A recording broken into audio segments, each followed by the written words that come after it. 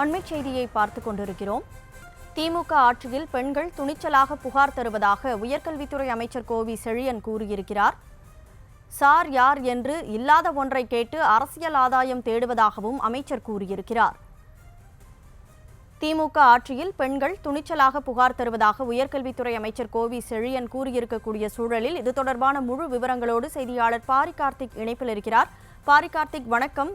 அமைச்சர் இந்த மாதிரியான ஒரு கருத்தை தெரிவித்திருக்கிறார். அது தொடர்பான முழு விவரம் என்ன?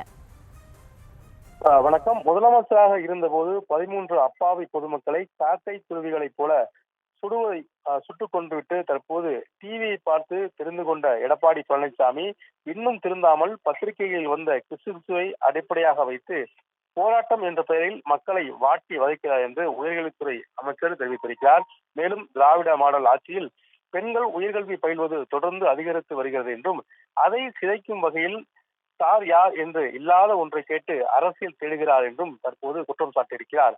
மேலும் இன்று கூட திராவிட மாடல் அரசின் முன்னோடி திட்டமான புதுமை பெண் திட்டம் அரசு உதவி பெறும் பள்ளியில் பயின்று முடித்த உயர்கல்வி பயில்வோருக்கு விரிவுபடுத்தியிருக்கிறதையும் சுட்டிக்காட்டியிருக்கும் அவர், பாலியல் புகார்களில் பெண்கள் காவல்துறையிடம் புகார் அளிக்கவே அஞ்சு நடுங்கிய நிலை திராவிட மாடல் ஆட்சியில் மாற்றப்பட்டு பாதிக்கப்பட்ட பெண்கள் துணிச்சலாக புகார் தருகிறார்கள்.